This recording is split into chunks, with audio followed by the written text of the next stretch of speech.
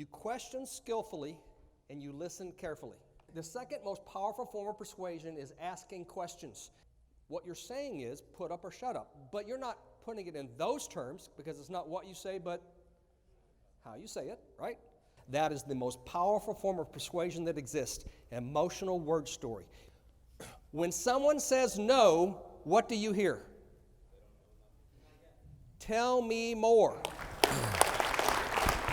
How many of you guys have heard that one of the biggest fears people have is public speaking? How many of you guys would like to follow Marcus Sheridan? I mean, one of the top public speakers in America, right? So my name is Steve Patrick, and about 15, 20 years ago, I was a contractor just like you guys. I get up on roofs with adjusters, and I'll be trying, maybe I have a roof that's a little borderline, maybe it's not quite so clear that the hail or wind has damaged it, and I'm hoping that I can get the roof bought because, hey, rent's coming up or car payment or whatever the case may be, and I wanted to get the roof bought, and I'm out there with the adjuster trying to persuade him and all that sort of thing. So I've been up on the roof with you guys, just like you have, and about 15 years ago, 3 hurricanes hit Florida, one right after another. I don't know if y'all remember that, but it was like Gene, Charlie, and Ivan. And I had gotten my claims adjuster's license, not because I wanted to be a claims adjuster, because I never did. I got my claims adjuster license because I could take it out of my wallet and show it to the adjuster and say, hey, I'm an adjuster too. And they would go, oh, you're an adjuster. And then they would buy the borderline roofs. Yes. Right? And so that's why I got my adjuster's license. I didn't want to be an adjuster. And then we had 2 straight years in Dallas-Fort Worth, where I live, where we didn't have any hail or wind. Now, I don't know if you know much about Dallas-Fort Worth, but we get a lot of hail and wind. We have as many roofers in Dallas-Fort Worth as you have the entire rest of the country. I mean, it's crazy, like 10,000 roofers in Dallas-Fort Worth. I saw a truck, it said Pirate Roofing. Aren't pirates like thieves? I mean, it's a great truck wrap. I mean, it looked really good, like that Pirates of the Caribbean movie or whatever. It looked great, but anyway. So that's why. So I got my adjuster's license, and then those 3 hurricanes hit, and we didn't have any work. I mean, we were literally doing kitchens and bathrooms. You know, when you're doing interior work, you know things are slow, right? And so, and then the 3 hurricanes hit, and my business partner said, hey, we got our adjuster's license, why don't we go work the storm? So I'd never seen the software before, but I could talk to people. I knew how to scope property losses with the best of them. So I went and worked Hurricane Ivan, then I worked Hurricane Wilma, then I worked Hurricane Katrina. In Hurricane Katrina, after I did my wind claims, I did a bunch of flood claims. You know how they had all that flood that they had in the 9th Ward and all that. Man, you know that when a house is floating down the street, that's a flood event. Wow. I have a picture of a truck that got turned upside down by the flood, and then when the house went down and it settled, and it broke the house in half with the truck upside down. I bet you haven't seen that before. Anyway, I was field training claims adjusters, and I started my own school because I realized that claims adjusters are horrible at scoping property losses. So I started my own. So I'm licensing and training claims adjusters, right? I had a website. It was called thebignobrainer.com because I believed at the time, because I liked claims adjusting so much at the time that I thought it was the best job around. Now this was 15 years ago. Can we agree that things aren't like they were 15 years ago? For those of you who've been doing this for 15 or 20 years, things aren't the same way at all. And so now what we have to do is we have to figure out how it is that we're going to deal with these adjusters. Now, I've got a quick question before I go into that. How many of you guys are in the roofing business? Hold up your hand. No, you're not. You are not in the roofing business. You are in the people business. It's a huge mind shift. It's a change in your mind shift. You're in the people business. It's not about the roofs, it's about the people. Stop selling roofs. Sell solutions to people's problems. That is what you're offering the consumer, a solution to the problem. I'll give you a quick example. So my neighbor's son, he was 16 at the time. He's 20 now. He owns his own roofing business, but he was 16 years at the time. He was clipping my hedges in my yard. He said, I got to make more money than this. I said, why don't you go to work for my son selling roofs. He goes, "Ooh, I would love to learn that. How would you like to live next door to me at 16 and me teaching you how to sell roofs?" Right? So about a year ago, we had baseball-sized hail in northwest Dallas in Denton, and he calls me up and he says, "I have a problem." I said, "We're knocking doors and everybody's all angry at us because they're getting 20 knocks a night with roofers knocking on doors and they can't even eat their dinner." I said, "Your problem, Connor, is you think that their problem is their roof. That's not their problem. Their problem is the door knocking.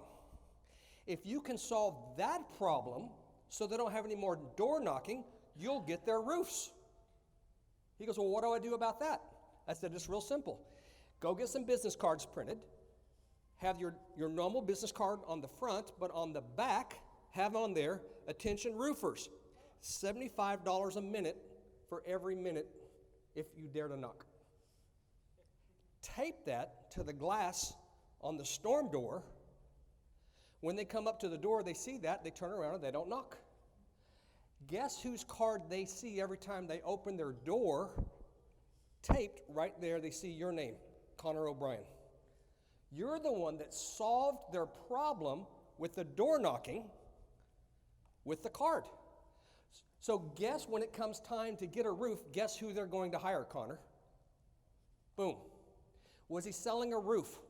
No, he's selling a solution to their problem. He took the time, well, I told him actually, but he's learned the process to take the time to figure out what the client's problem is. How can you solve the problem if you don't ask? The second most powerful form of persuasion.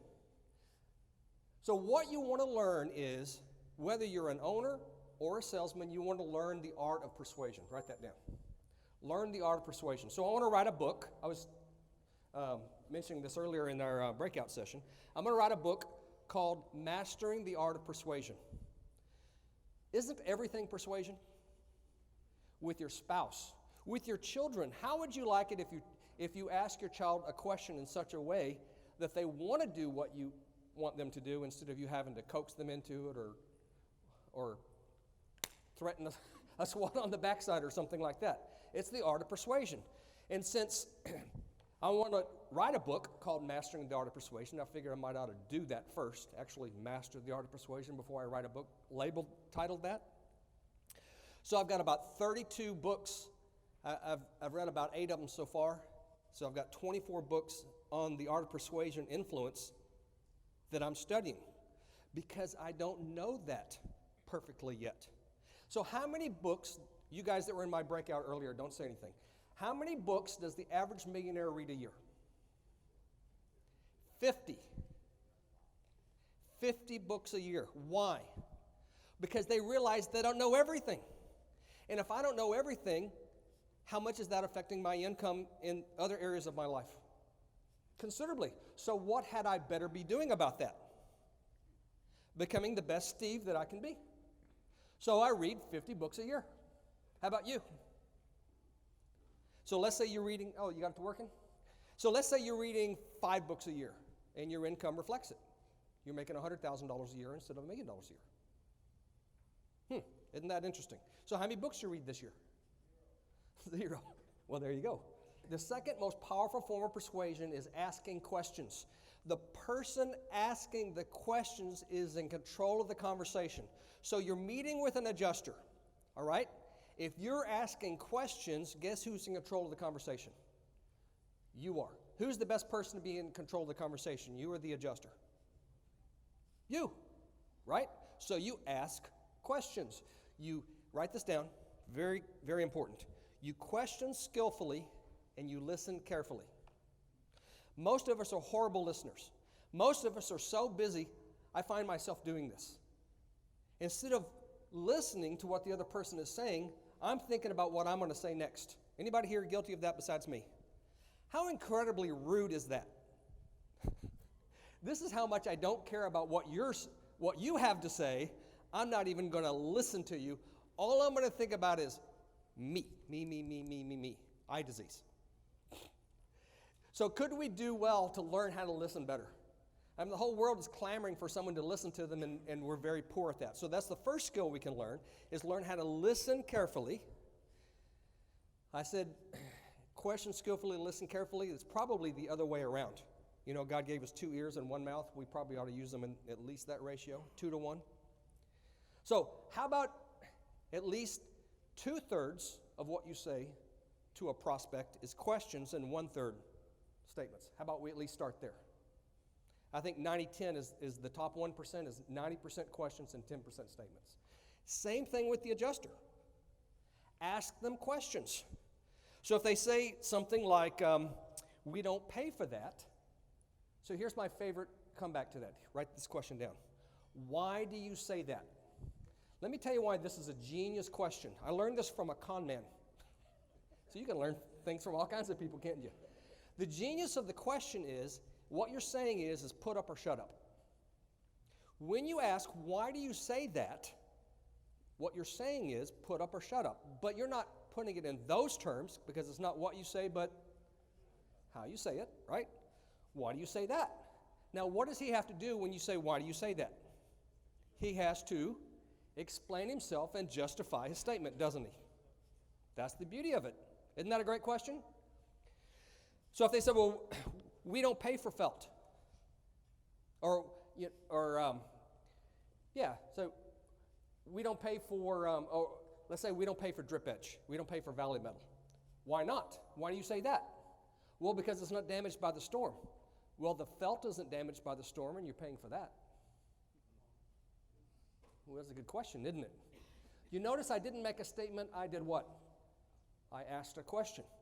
So what we have to become good at and adept at is learning how to turn statements into questions. All it takes is practice, doesn't it? I mean, anyone can learn the skill, can't they? I'm doing it right now, aren't I? I'm taking statements and turning them into questions, aren't I? Can you learn the skill? Yes, and you know where you practice? With your spouse or significant other or whatever it is nowadays. Right? That's how you practice with them. And they go, would you stop doing that? And you become adept at that, and you become highly skilled at asking questions. All right, so I said that the number 2 most powerful form of persuasion is what? Asking questions. What's the most powerful one? Emotional word stories. And it's really interesting because if you're super bored, you can watch the President's State of the Union address. And you know how they have those every year in front of Congress and the Supreme Court, right? Obama did it, Trump did it, they're all doing it now. They've learned that if they want to persuade people towards their point of view on a particular subject, let's say gun control, let's just use that as an example, right? What they do is they introduce someone that's in the audience, they put a face on them, put a face on this thing, and then they'll tell their story in an attempt to persuade you to change your point of view on this subject to their point of view. And they'll use an emotional story. It's an emotional word picture. Write that down. That is the most powerful form of persuasion that exists, emotional word story. People have been telling stories for millennia, haven't they? And so what is a movie? Let me give you an example. So I was working claims. I still work claims, by the way. I work claims Hurricane Michael in PCB, Florida. Anybody know where Lynn Haven is? There's not one tree left in Lynn Haven. Man, Michael was more like a tornado. Anyway, so my youngest son was with me, and he was driving and navigating and stuff like that. He's listening to 60s and 70s country music. I mean, the country music I listened to when I was a little kid, getting ready in the morning, my parents would listen to this music. I haven't heard those songs in decades. Guess what I could do while he's listening to that music? Not only could I sing along with those songs word for word, after not hearing them for decades, I could sing along with the voice inflection. How bizarre is that? Can you do that? You haven't heard a song in years, and all of a sudden you hear it and you can sing along with it? Why is that? Isn't that weird? Now, if I was to hand you a poem and say, I want you to memorize this poem in the next 24 hours, could you do it? It would be rough, wouldn't it? But if you heard a song with the exact same lyrics 5 times, guess what you can do? Sing along with it. You know why that is? Because if you're trying to memorize it, what side of the brain are you using? Right side, logic side. But if you're listening to the song, because a song is nothing but a story, it's an emotional word picture. That's all a song is, made to music. All of a sudden, where does that go in? It actually circumvents the brain and goes straight to the heart. And that's why it works. So where is the seat of objections? Salesman in the room, where's the seat of objections? In the brain. And if you can circumvent the mind and go straight to the heart, there's no objections in the heart. And how do you do this? With stories, emotional word pictures. I'll give you a quick example. Have you ever had a client who's fixated on price? Let me see your hands. Come on now. So, let me tell you what you do. I learned this from Zig Ziglar. Anybody ever met Zig Ziglar back when he was alive? Man, great guy. You'd never know that he was like anybody, very down to earth and everything. Anyway, this is what he taught me, to ask the question. So if a person is fixated on price, then you ask them this question. So Mrs. Jones, let me ask you, what's more important to you, price or cost? And typically they'll go, like a deer caught in the headlight. They don't know what to say to that because they think it's the same thing, right? Well, let me give you a quick example of the difference. So I had this client, and this is a true statement, I had this client about 15 years ago, and she was wanting to redo the roof on her house because her daughter was selling the house, and it was a retail job, right? And so I come in and I bid it at about $10,000, and I told her, I said, don't go with the cheap guy. If you don't use us, at least don't do that to yourself. Don't go with the cheap guy, because you get what you pay for and you pay for what you get. It's the law, like gravity, right? You get what you pay for? So she calls me a week later. She says, meet me out there at the house. So I went, right? I got the job. So I'm driving up, and as I'm driving up, I'm saying, oh my God, look at that roof. It looks like she hired 2 15-year-olds to put it on. The felt was like a wavy flag, waving in the wind. And you could see it under the shingles, right? Have you ever seen one like that, where the felt isn't laid flat? And I go, oh my God. She goes, how much is it going to cost to fix this? And so what was my answer, guys? $10,000. Because you mean you have to tear this all off down to the deck and replace it all over again? I said, yes, I have to get that old felt off and put new felt on. It's going to cost $10,000. So what was the price? She paid $7,000 instead of my 10. She paid $7,000. What was the price? 7. What was the cost? 17. Do you see the difference between price and cost? Can you pay too little for a roof? She did. As soon as I explained to her that the cost was going to be 10 more, she turned pale because it occurred to her, and then she turned red because she was mad at the guys that had ripped her off for $7,000. So where did I interject emotion into this story? When she turned pale and when she turned red. See, because the person you're telling the story to can relate to those feelings. See, I could tell you 10 facts, and you remember maybe 5 of them a week from now. Have you heard that before? But I'll bet you a year from now you could tell that story. Couldn't you? You know why? Because it didn't go in here. It went in here. How many of you guys in the room have been sitting in a movie theater, not a true story, they made it up, and the story is so emotional and compelling that you cry, you weep, besides me? How many of you guys are going to admit that? Hey, some guys. Is it rational to do that? No, it's not a rational thing. It's not a real story. These aren't real people. It's just a story. And yet, we find ourselves becoming emotional and we weep. Why do we do that? Because that's the power of stories. It's compelling. And if you can add emotion to it, they won't forget it. It circumvents the intellect and goes straight to the heart. So what are the 2 most powerful forms of persuasion? What are they?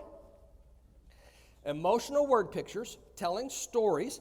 You know what, Mrs. Jones? You remind me of a client who had this set of circumstances. Let me tell you her story. And then you tell the story. And they can relate to that person. They had a problem similar to yours. Let me explain how we helped her with her problem, how we solved her problem. When we tell the story, and they go, yes, that's good. I relate to that.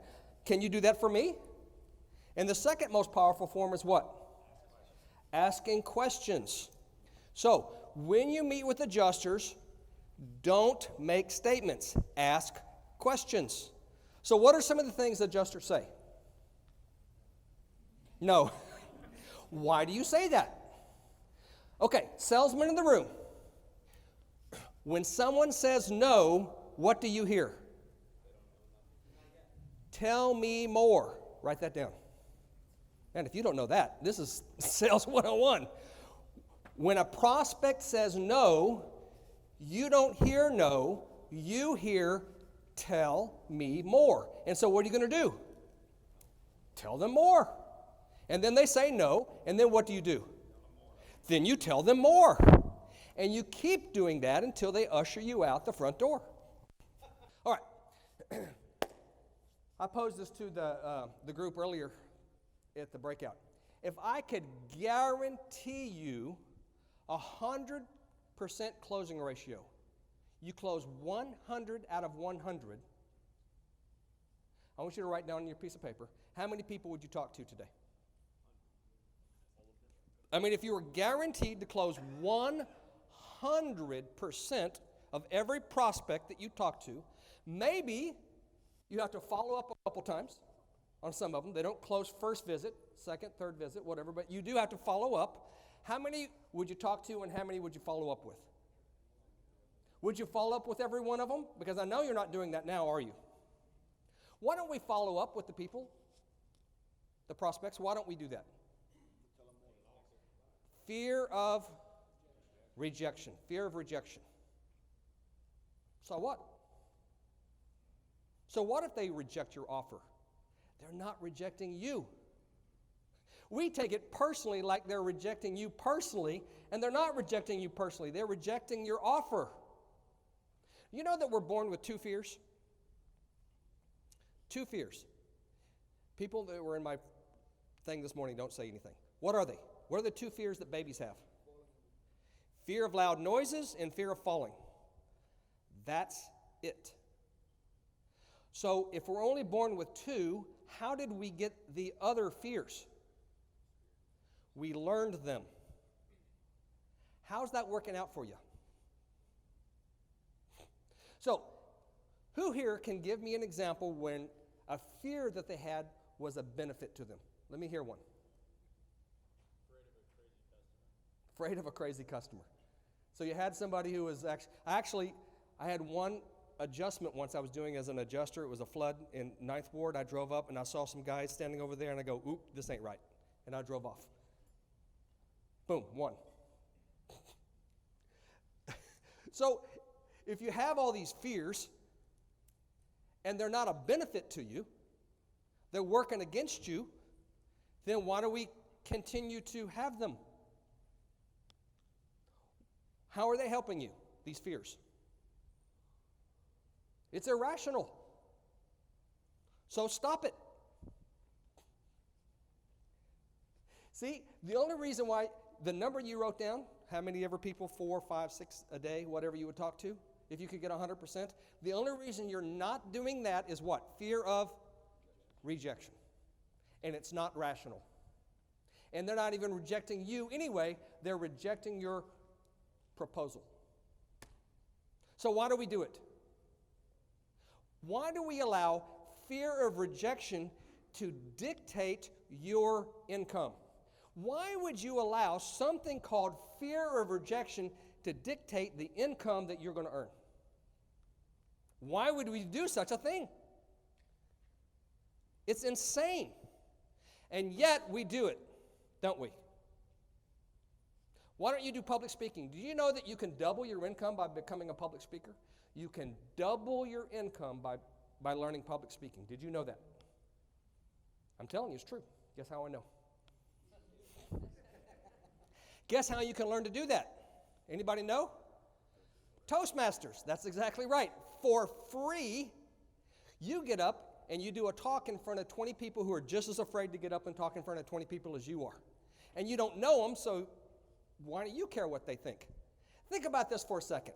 See, I'm afraid of what other people might think, right? Anybody have a problem with that? I'm afraid of what other people might think? Be honest. It's none of my business what other people think. Is it? So your thoughts about me are yours. They're not mine, they're yours. They're none of my business. Either you like me or you don't. If you like me, great. We can be friends. If you don't, cool. Nice meeting you. And you go on. So what?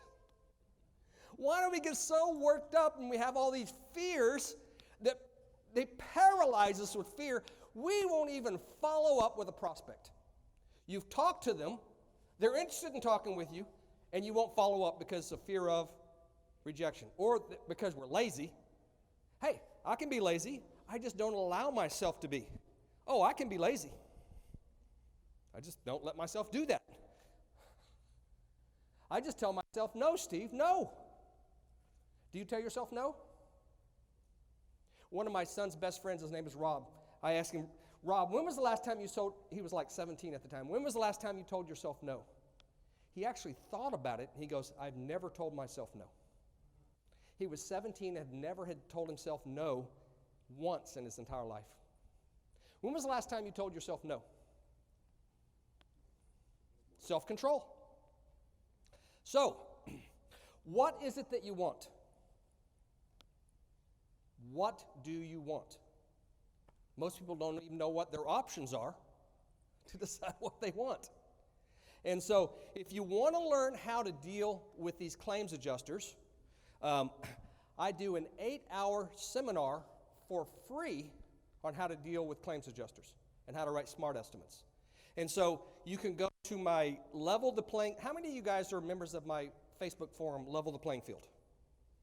Okay. For the rest of you how many of you recommend it? Oh, same hands. Boy, that was a risk, wasn't it? What if no hands went up? So if you want to join my Facebook forum, let me tell you what it is. It's a band of brothers.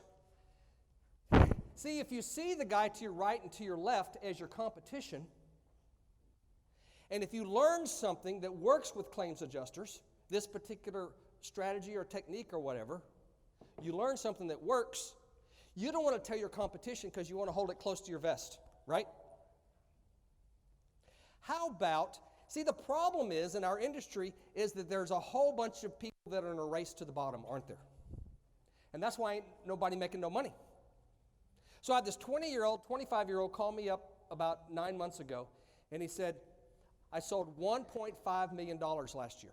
I said, dude, that was very respectable. Good job. He goes, they just turned off my lights, and I can't pay to turn the lights back on. You are working for claims proceeds, aren't you? He goes, well, yeah. Claims proceeds is broke. That's cost or less. Let me read something to you. So how many of you guys have heard of this book, Markup and Profit? Write this down. Your business could fail or not fail based on whether or not you read this book. I don't sell these books, so I don't make something off of it. Written by Michael C. Stone. This guy has been a restoration contractor for 53 years. His father was a restoration contractor. His grandfather was a restoration contractor. And he wrote the book on what? Markup and Profit. Would you say that he's probably the expert? He's helped over 1,000 businesses that are in our industry that was on the brink of bankruptcy become significantly prosperous and profitable. What's the most important thing in your business, owners?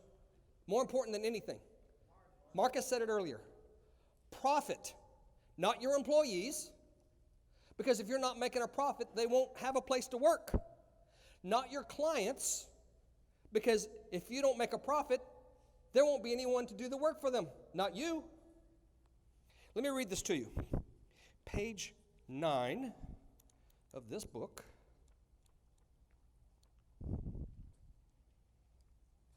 I want you to write these numbers down. 30% of all new construction-related businesses fail the first year. 30%, almost 1 out of 3.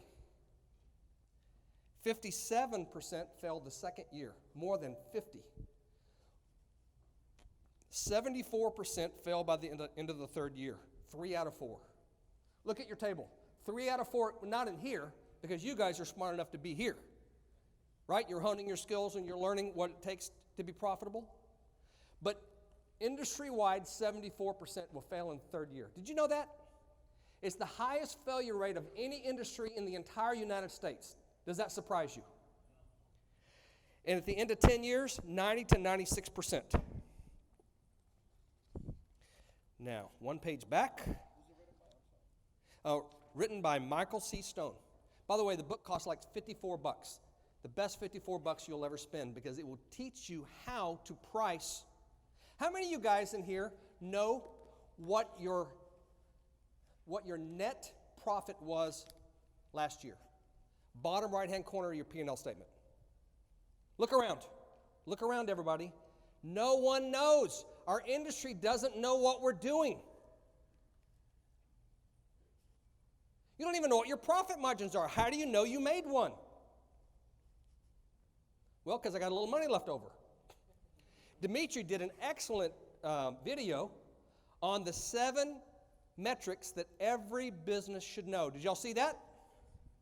Excellent video. I've been teaching the same stuff right out of this book. Dimitri, did you read it? Did you read this book? Where'd he go? Anyway, so let me read this real quick. Back 2 pages, page 7. The reasons for failure. When a construction-related business fails, the cause is almost always poor cash flow. When the money stops, the business ends. There are 6 main reasons construction-related businesses suffer from poor cash flow. They are, number 1, not charging enough for their work. Because we're in a race to the bottom because we got to get that job. I'm here to tell you, if you're not making a 10% net profit, then you need to, what's the word? Walk. An 8% net profit, 8% net profit, your head is just barely over water. You're treading water. You need to have a 10% net or you walk. Do you want every job? No. Yeah, but if I can take this job, I'll make up for it on the next one, right? Page 106. Many believe that contractors should set their overhead and or their profit based on the competition or how bad they want a given job. Or they should set their overhead and profit based on the time of the year or the weather, the amount of work already contracted for, their existing debt load or tax load, the type of client, the economy. In truth, only a fool would set their price based on any of these factors. Your company's overhead is what it is, and if you don't collect enough to pay your overhead, you'll be in debt. And if you don't believe me, ask any of the thousands or hundreds of thousands of contractors whose businesses have failed. Would that be a pretty good objective third-party source to show an adjuster about overhead and profit? How many of you guys in here are business owners, your profit is exactly 10.0? See, you're wanting to get the 10 and 10. Man, if I could get the 10 and 10, 10% overhead, 10% profit, but your overhead isn't 10%. You know what the average overhead is in our industry? I do. It's in the book. So it's not 10%. The low percentage is 25, the high is 54. You have 10% in marketing if you're smart. If you're smart, you have 10% just in marketing. Don't you? Otherwise, because people buy from people they know, they like, and they trust. If they don't know you because you're not marketing, how could they buy from you? Wasn't that what Marcus was saying this morning? It was the thrust of his entire thing, wasn't it? Marketing.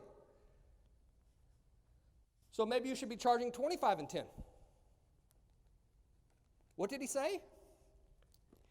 He said, on page 106, your company's overhead is what it is. And if you don't collect enough to pay your overhead, you'll be in debt. And if you don't believe me, ask any of the thousands or hundreds of thousands of contractors whose businesses have failed. Can he make up for it on the next job? Only by overcharging the next client. Can he make up for it in volume? No, a store can only sell as many cans of tomato soup or as many cars as they can get their hands on. You're not in. You don't sell a product, you sell a service. Home builders sell a product. It's a home or a building, don't they? The builders, they sell a building. That's a product. You don't sell a product, you sell a service. It's not apples and oranges. The effort of producing that house occurs before the sale. A contractor can only sell as many jobs as he can produce in the near future. And the more jobs he sells, the more overhead dollars he needs.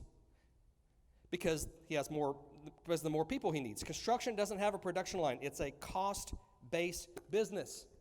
So, how do you figure out what your price should be? Well, you have your material costs. What else? Labor. What else? Your actual overhead. Your insurance is part of your overhead. Here's what the overhead is. Write these three things down. What is overhead? See, that's the problem, is that consumers and adjusters don't know what the word means.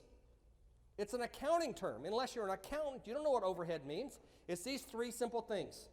Your bills, your payroll, whether it be employees or, subcontractors, and your taxes. That's your overhead. It is what it is. And if it's 25%, then you should be charging 25 and 10, not 10 and 10, because that's what it is. Remember what he said? If you don't pass along your overhead, name one business in the entire United States besides us that doesn't pass along their cost of doing business to the end consumer. Name one.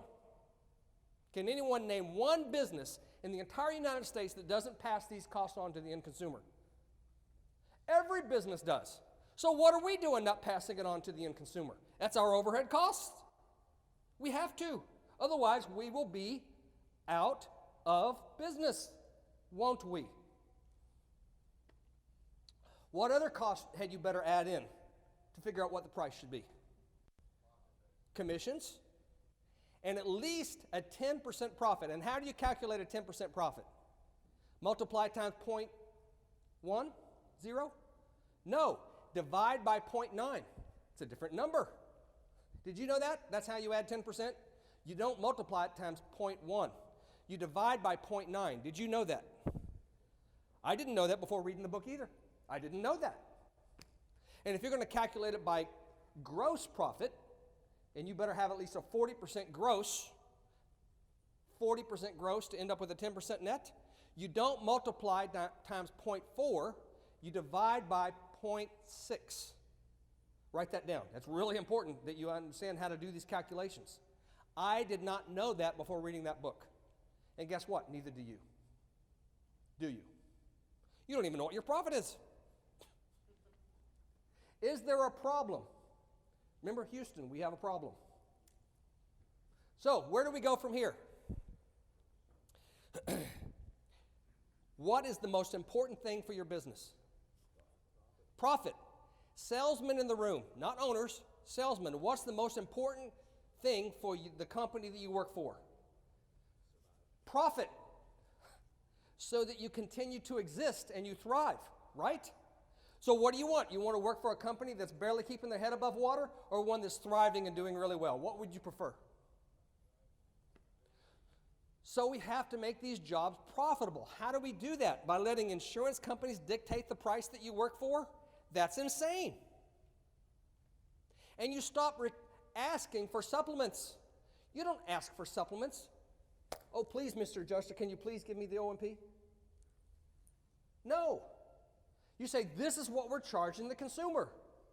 This is a legitimate and reasonable price. Write those two words down. I want you to start using those words every day when communicating with adjusters. Because if every single line item on your estimate is legitimate and reasonable, do they have any excuse for excluding them, for omitting those line items?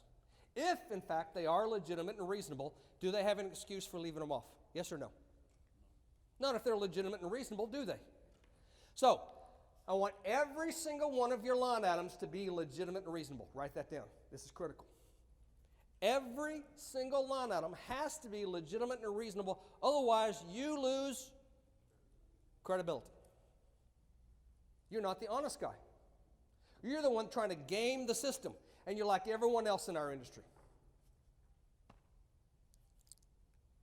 So, what I want you to do is, in your estimate, in the notes, not on the line items that they're including, you don't have to do this, but on the line items you know they're going to omit, the ones you know they're going to leave off, I want you to hit F9 key, and it opens up the notes in Xactimate, and I want you to type in the following.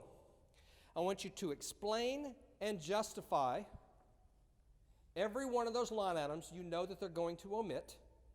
Explain and justify. You writing this down? I want you to explain and justify those line items using facts and evidence, not your opinion. Using facts and evidence. And what's the gold standard for evidence? Credible, objective, third-party source material. Let me give you an example real quickly, and I'll finish up. So they say that starter and hip and ridge are part of waist, right? So what do you say when they say that? What statement do you make? Loaded question. You don't make a statement, you do what? You ask a question. So what's the most obvious question? How do you define waist? They're saying it's included in waist, so how do you define waist? And he's going to look at you like, well, I don't know. Well, consider this definition. It's the cutoff part that we throw in the dumpster that goes to the dump. That sound about right? And they go, yeah. So how is installing starter strip and hip and ridge on the building in the definition of waste if waste is the stuff going to the dump? That's a good question, isn't it? See, the purpose of these questions is to show the adjuster that his feet are firmly planted in midair, that his position is nonsense. Now, at that point, either he has the authority or he doesn't to say yes to your answer. If he doesn't have the authority, you ever been in a sales situation where it's supposed to be the husband and wife and only one shows up, and guess who doesn't show up? The decision maker. Are you going to make the sale?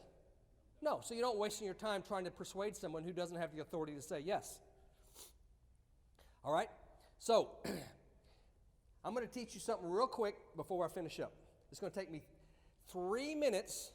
In 3 minutes, I can get an adjuster. I can gain rapport. I can get him to like me and trust me in 3 minutes. Would it be worth 3 minutes if you could do that? What are the chances of you getting them to say yes and things that they have the authority to say yes if you could do that in 3 minutes? So turn on your recorder on your phone. This is the one thing you can record, because you can't write this fast. All right? So while you're getting your recorder out, is it true that there's people in our industry that are liars, cheats, and thieves? Yes or yes? Right? So that's what you say. You say, so you're talking to the adjuster and say, you know what? I'll bet you're sick and tired of having to deal with liars, cheats, and thieves. What do you think he's going to say? First of all, he's going to be kind of struck that you're saying that. And he goes, as a matter of fact, I am. You know what? You deserve better than that. We as an industry should do better than that. So I want to apologize for our industry because there's no excuse for lying, cheating, and stealing. I mean, these are pretty simple things, right? Then you say this. Then you transition what you're going to say, and you say this.